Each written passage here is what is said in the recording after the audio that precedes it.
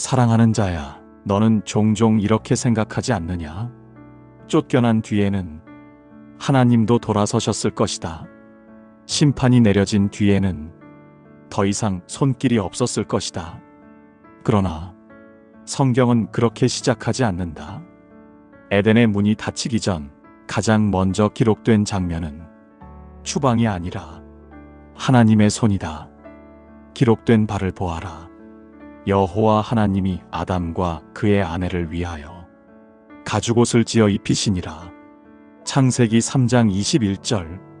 사랑하는 자야, 이 장면을 너는 너무 쉽게 지나쳤다. 하나님은 말씀으로만 역사하시는 분이 아니다. 그분은 직접 손을 움직이신다. 죄를 지은 인간 앞에서 하나님이 처음 하신 일은 꾸짖음이 아니었고 설교도 아니었으며 추가적인 명령도 아니었다. 입히시는 일이었다. 인간은 이미 무화과 잎으로 스스로를 가리려 했다. 부끄러움을 숨기기 위해, 수치를 처리하기 위해 자기 나름의 방식으로 문제를 해결하려 했다. 그러나 사랑하는 자야, 그 시도는 결코 오래가지 못했다. 인간이 만든 덮음은 언제나 얇고 언제나 임시적이며 언제나 스스로를 더 의식하게 만든다. 그래서 나는 너희를 그 상태로 내보내지 않았다. 나는 너희의 수치를 보았고 너희의 두려움을 보았고 너희가 얼마나 연약해졌는지를 이미 알고 있었다. 그래서 가죽옷을 지어 입혔다. 사랑하는 자야, 이 장면에는 한 가지 분명한 메시지가 있다. 하나님은 죄를 가볍게 여기지 않으시지만 죄 지은 인간을 벌거벗긴 채로 세상에 내보내지도 않으신다. 심판은 있었지만 방치는 없었다. 경계는 세워졌지만 관계는 끊기지 않았다. 에덴의 중심에서 멀어지게 하셨지만 하나님의 손길에서는 밀어내지 않으셨다. 이것이 너희가 반드시 기억해야 할 첫 장면이다. 사랑하는 자야, 너희 인생에도 에덴을 잃은 것 같은 순간이 있다. 실수했고 무너졌고 되돌릴 수 없다고 느끼는 지점. 그러나 그 자리에서 하나님은 사라지지 않으신다. 오히려 더 가까이 오신다. 그리고 이렇게 말씀하신다. 너를 내보내기 전에 먼저 덮겠다. 내가 세상과 마주하기 전에 먼저 입히겠다. 그러므로 이 이야기는 추방의 이야기로 시작되지 않는다. 은혜의 손길로 시작된다. 사랑하는 자야, 죄를 지은 직후 인간이 가장 먼저 한 일은 도망이 아니었다. 기도도 아니었고 회개도 아니었다. 가리려는 시도였다. 기록된 바를 보아라.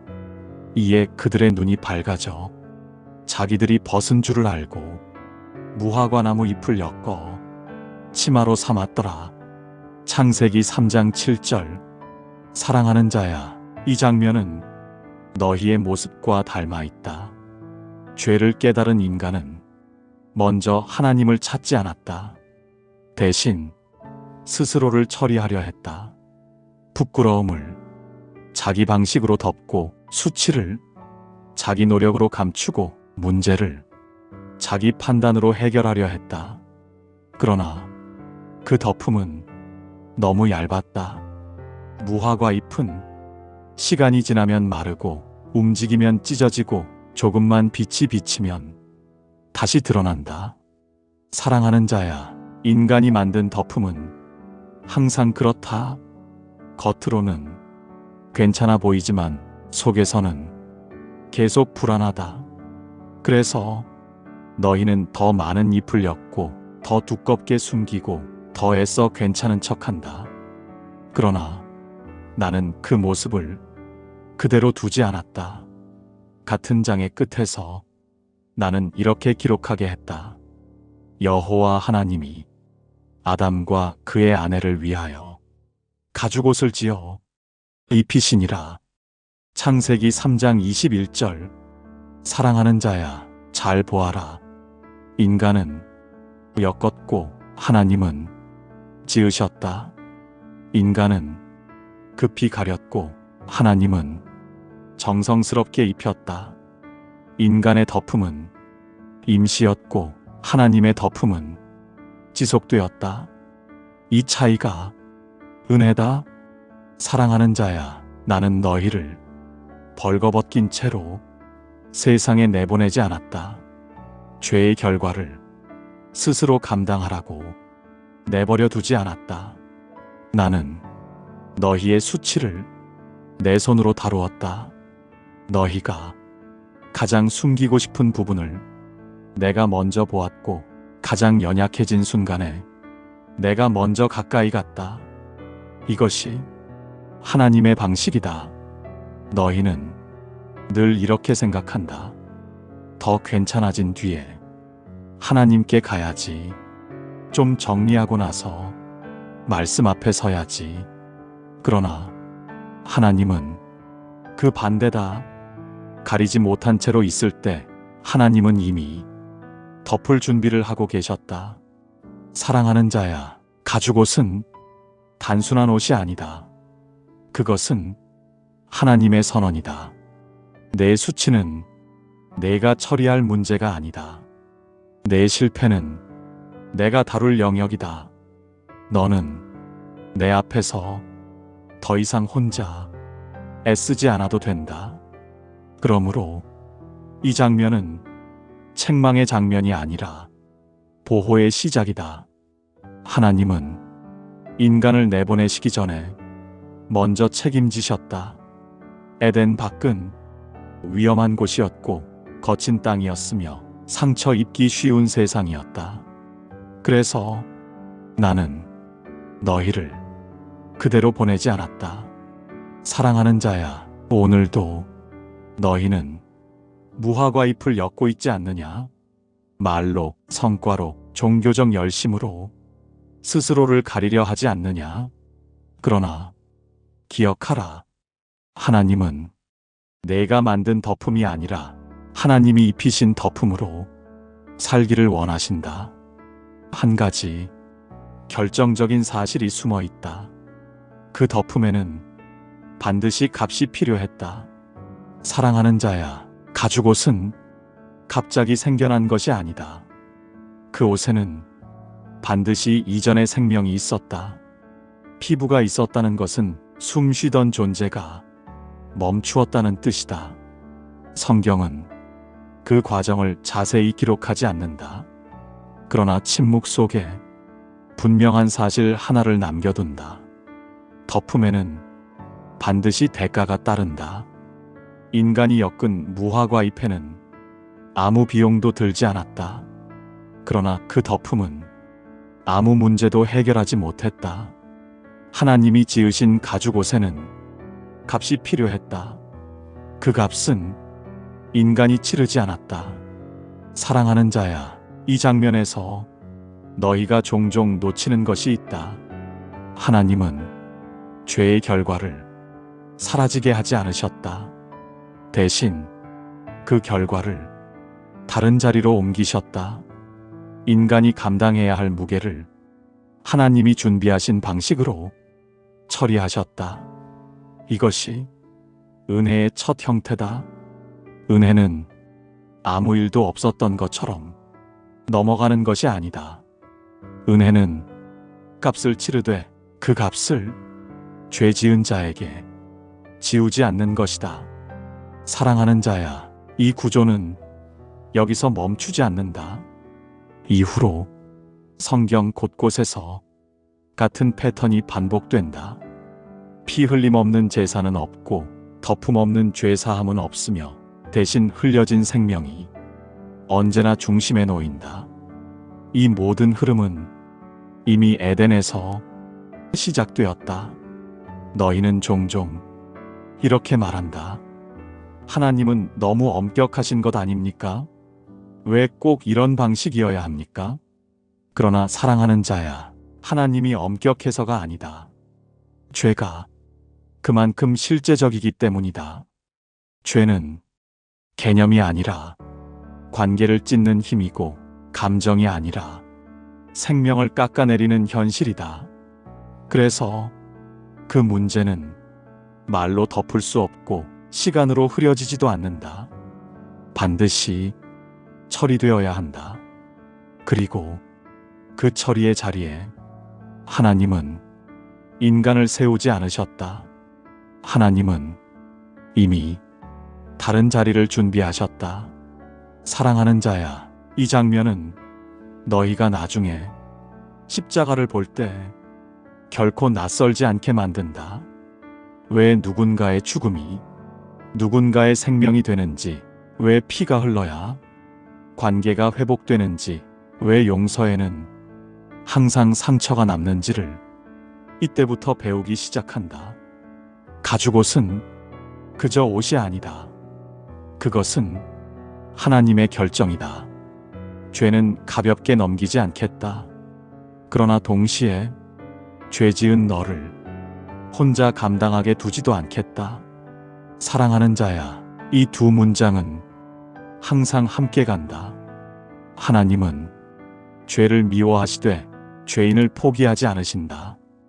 그래서 덮음은 은혜이지만 결코 값싼 은혜가 아니다. 피가 필요했고, 희생이 필요했고, 침묵 속의 선택이 필요했다. 그리고 그 선택은 인간이 아니라 하나님 쪽에서 이루어졌다. 그렇게 에덴 밖을 향한 길 위에도 이미 하나님의 책임이 놓여 있었다. 사랑하는 자야, 사람들은 이 장면을 가장 잔인하게 오해한다. 쫓아내셨다.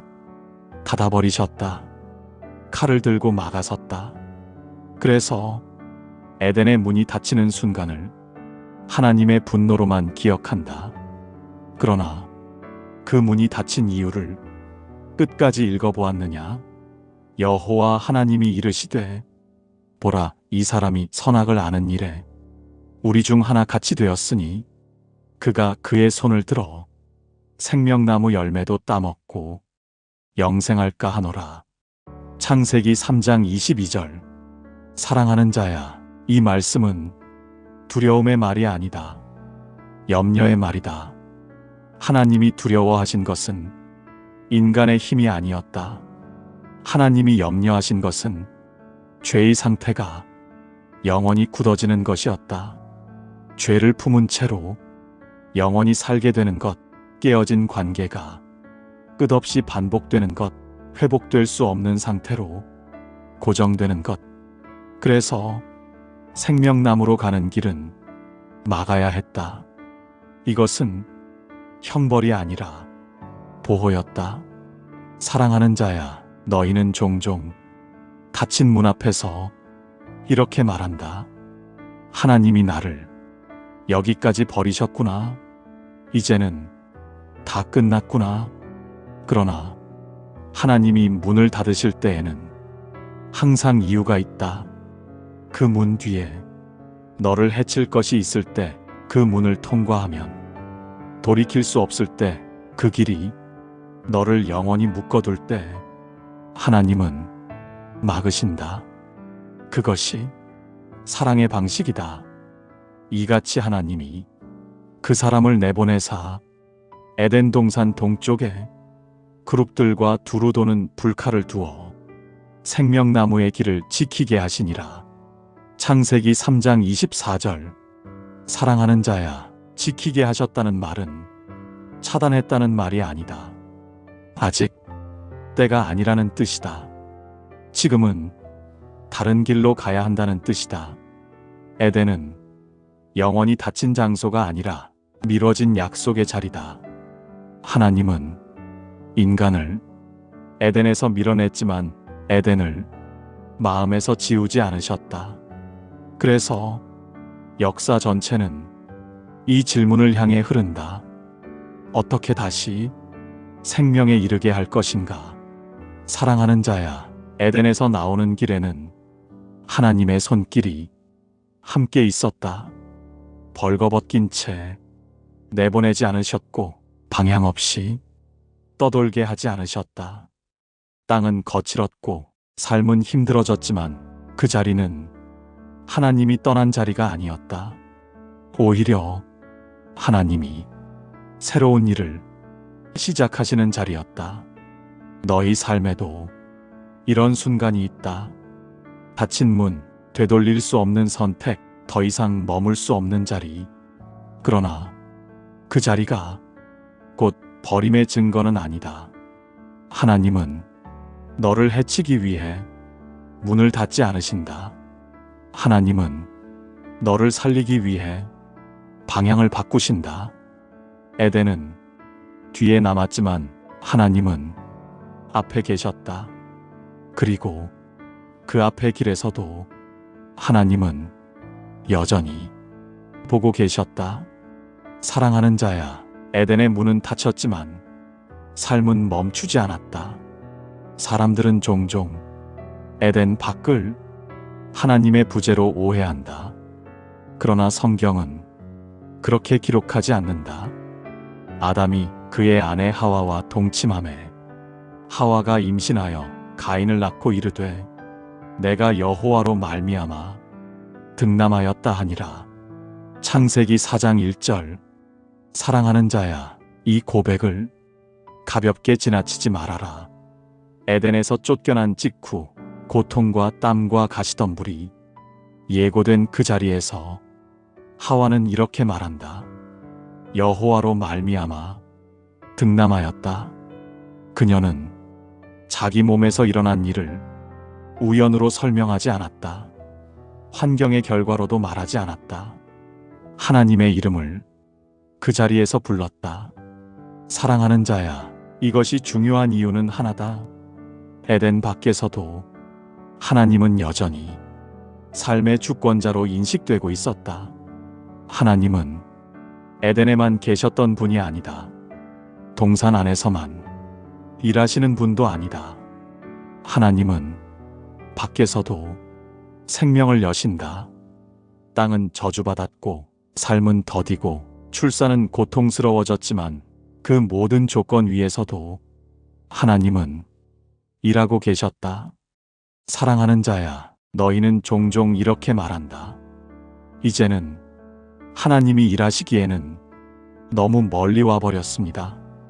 이미 너무 많이 어긋났습니다. 그러나 성경은 다른 이야기를 한다.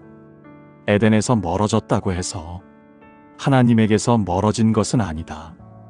환경이 바뀌었다고 해서 관계가 사라진 것도 아니다.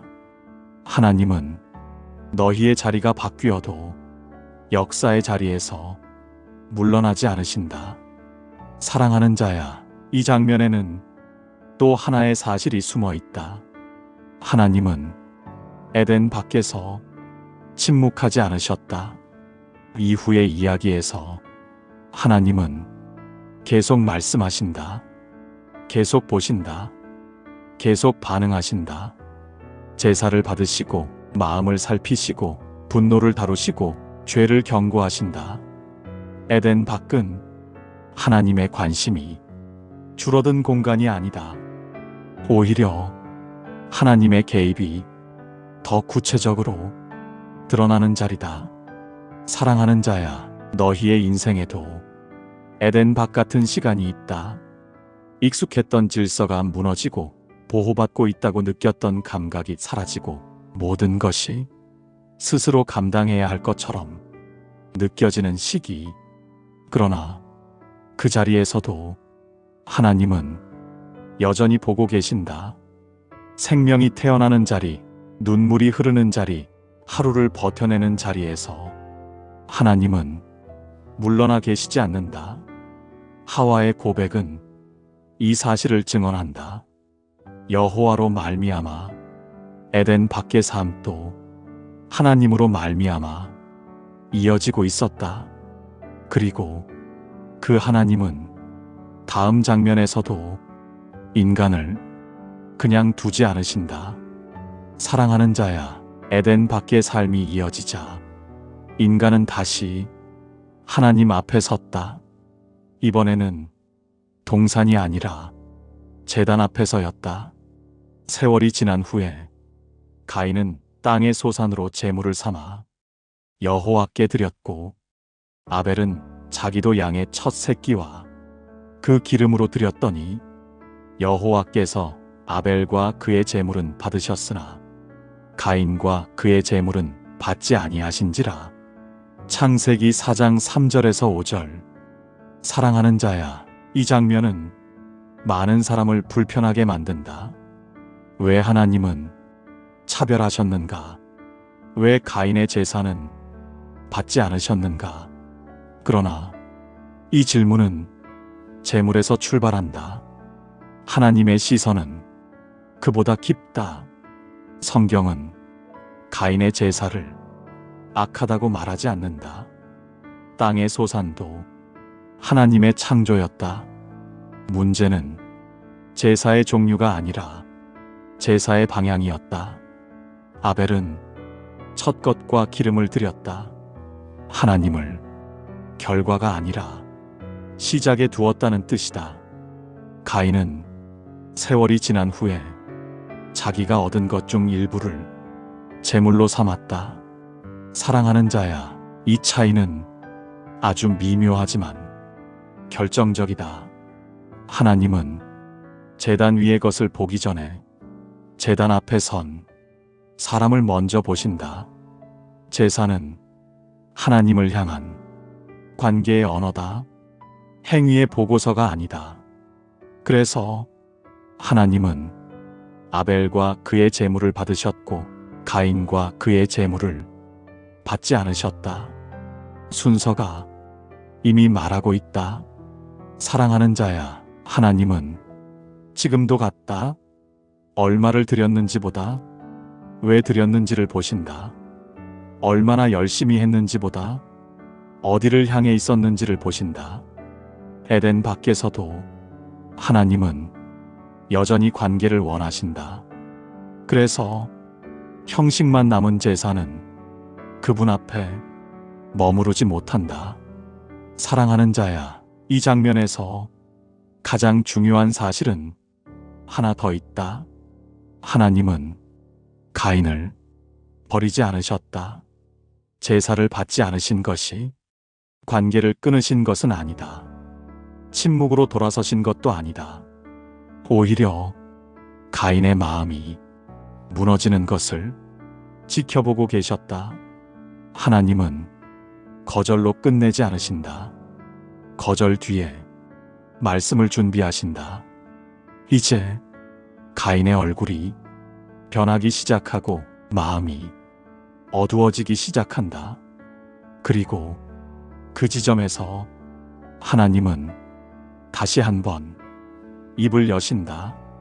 그분은 제물을 받지 않으셨지만 사람을 포기하지 않으셨다. 그 다음에 어떤 말을 하셨는지는 아주 중요하다. 그 말은 분노를 다루는 하나님의 방식이기 때문이다. 사랑하는 자야, 제사가 받아들여지지 않았을 때 가인의 마음에는 즉시 무언가가 일어났다. 성경은 그 변화를 숨기지 않는다. 가인이 몹시 분하여 안색이 변하니. 창세기 4장 5절. 사랑하는 자야, 분노는 갑자기 튀어나오는 감정이 아니다. 그것은 마음 깊은 곳에서 이미 오래 쌓여 있던 생각의 결과다. 비교, 억울함, 인정받고 싶다는 갈망, 그리고 거절당했다는 느낌. 이 모든 것이 한꺼번에 올라올 때 사람의 얼굴은 가장 먼저 변한다. 그러나 그 순간에도 하나님은 침묵하지 않으셨다. 여호와께서 가인에게 이르시되 내가 분하여 함은 어찌 됨이며 안색이 변함은 어찌 됨이냐. 창세기 4장 6절. 사랑하는 자야, 이 질문을 잘 들어보아라. 하나님은 가인을 꾸짖지 않으셨다. 화를 내지도 않으셨다. 즉시 벌을 내리지도 않으셨다. 대신 마음을 묻는다. 왜 그렇게 되었느냐? 이것은 행동을 묻는 질문이 아니다. 감정을 추궁하는 말도 아니다. 가인의 마음이 어디로 흘러가고 있는지를 스스로 보게 하려는 초대다. 사랑하는 자야, 이것이 하나님의 방식이다.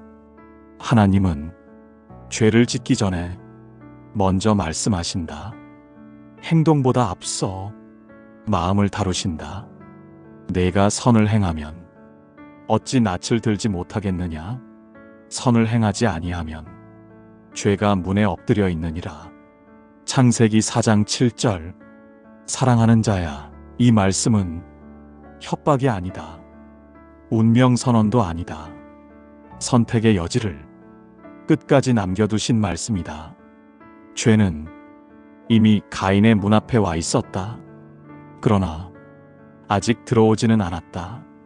문을 열지 않을 수도 있었고 돌아서서 다른 길을 선택할 수도 있었다. 하나님은 그 가능성을 끝까지 열어두셨다. 너는 그 죄를 다스릴지니라. 사랑하는 자야, 이 문장은 책임을 떠넘기는 말이 아니다. 내가 알아서 해라가 아니다. 이미 늦었다도 아니다. 하나님은 인간을 결정의 주체로 존중하신다. 그분은 사람을 인형처럼 움직이지 않으신다. 강제로 막지 않으신다. 대신 진실을 말해주신다. 지금 마음이 어디로 가고 있는지, 문 앞에 무엇이 서 있는지, 다음 선택이 어디로 이어질지를 분명히 보여주신다. 사랑하는 자야, 너희도 그렇다. 분노가 올라올 때, 억울함이 커질 때, 비교가 마음을 차지할 때 하나님은 이미 너희에게 말씀하신다. 그러나 그 음성은 늘 조용하다. 분노의 소리는 늘 크고 즉각적이지만 하나님의 음성은 기다리는 음성이다. 그 음성을 무시할 수도 있고 지나칠 수도 있으며 외면할 수도 있다. 그러나 그 음성은 언제나 너를 살리기 위해 먼저 찾아온다. 가인의 마음은 이미 갈라지고 있었다. 그리고 그 갈라진 마음 위에 하나님은 끝까지 말씀을 얹으셨다. 그 이후에 인간이 무엇을 선택했는지는 너도 알고 있다. 사랑하는 자야, 하나님의 음성은 이미 충분히 들려졌다. 마음이 어디로 가고 있는지, 문 앞에 무엇이 서 있는지, 선택이 어디로 이어질지까지 모두 말해주었다. 그러나 인간은 듣고도 선택한다. 가인이 그의 아우 아벨에게 말하고 그들이 들에 있을 때에 가인이 그의 아우 아벨을 쳐 죽이니라. 창세기 4장 8절. 사랑하는 자야, 성경은 이 장면을 길게 설명하지 않는다. 변명의 여지도 주지 않고 감정의 서사도 덧붙이지 않는다. 왜냐하면 이미 모든 것이 그 이전에 결정되었기 때문이다. 분노를 다스릴 기회가 있었고 돌아서 갈 수 있는 시간이 있었고 말씀을 붙잡을 수 있는 여지가 있었다. 그러나 가인은 자기 안에서 자라난 음성을 선택했다. 그리고 피가 땅에 스며들었다.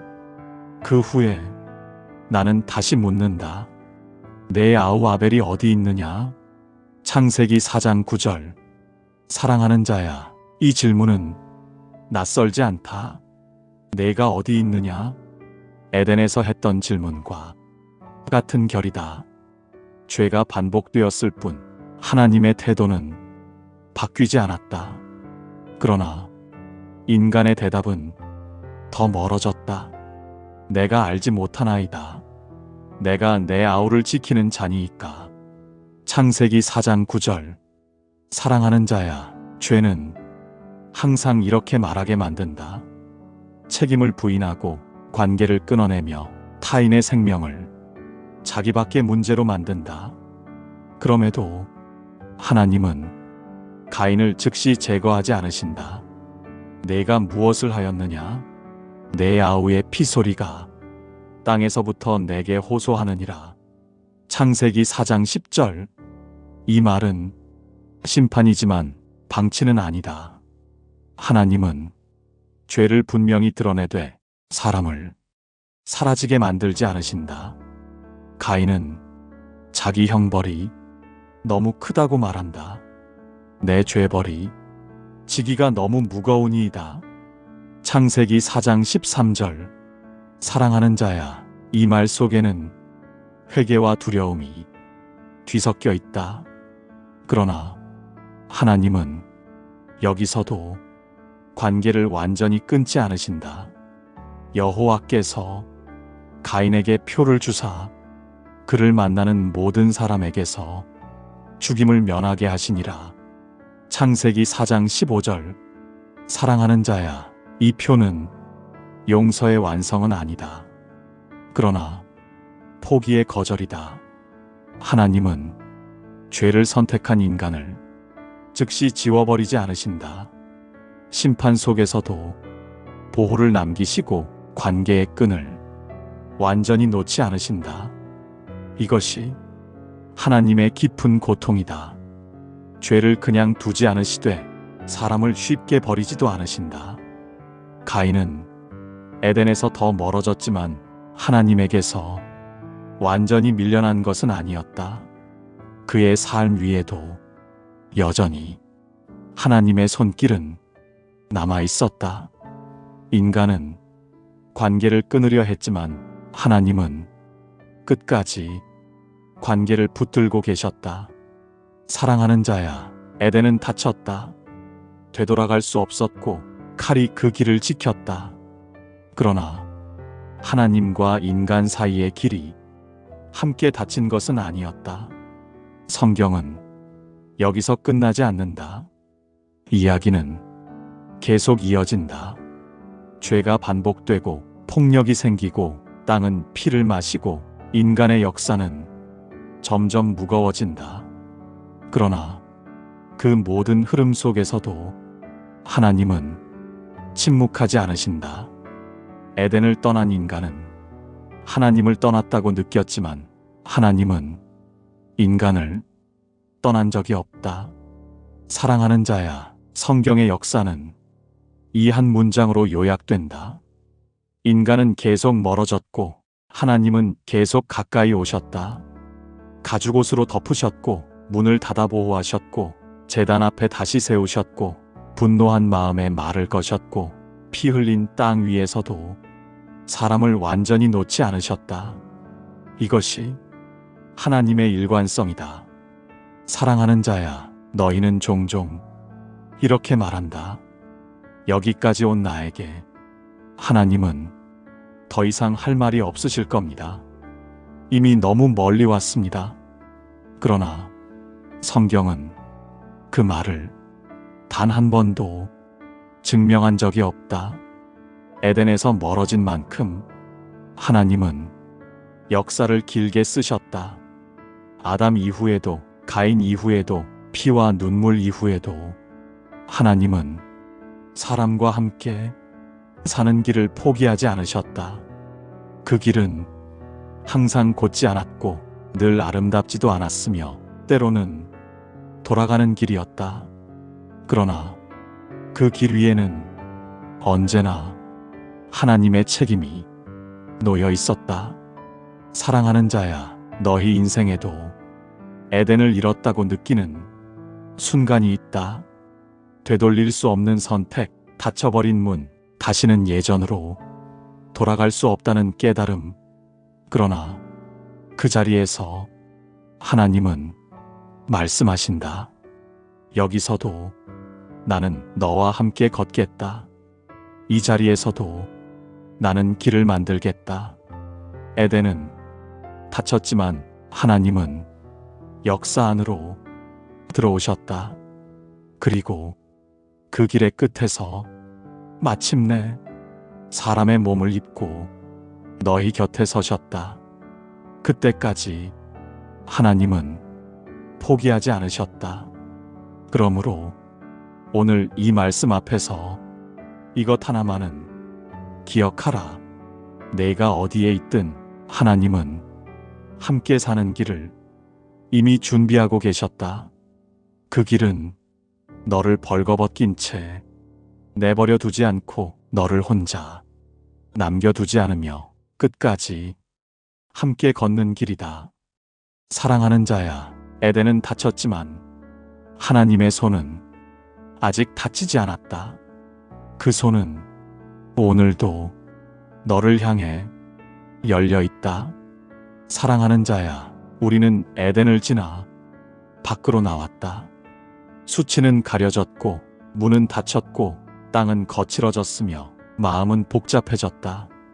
그러나 이 모든 이야기 속에서 한 가지는 끝내 사라지지 않았다.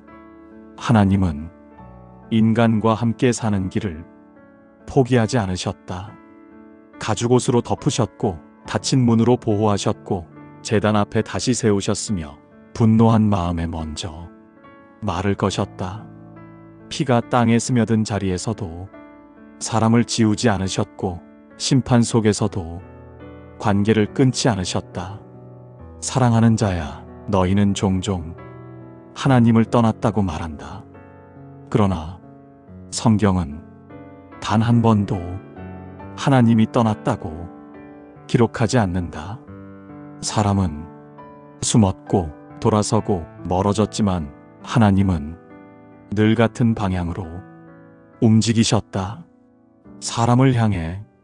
그러므로 오늘 이 말씀 앞에서 너는 이렇게 결단할 수 있다.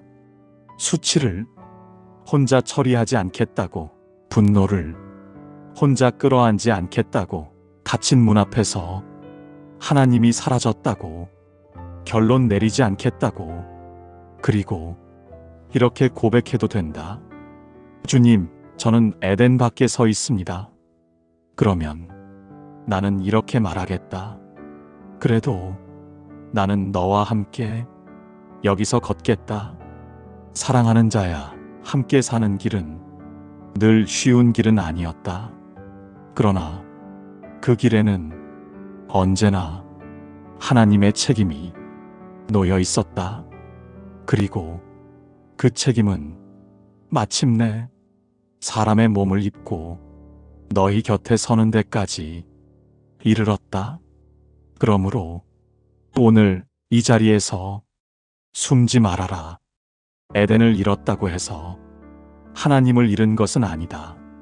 하나님은 여전히 너와 함께 사는 길을 열어두셨다. 그 길 위에 지금도 너를 기다리고 계신다. 이 말씀이 오늘 당신의 하루의 작은 위로가 되었다면 구독과 좋아요로 이 여정에 함께 해주세요. 말씀이 오다는 내일도 예수님의 말씀으로 당신을 찾아뵙겠습니다. 예수님의 말씀으로 당신을 기다리고 있겠습니다. 감사합니다.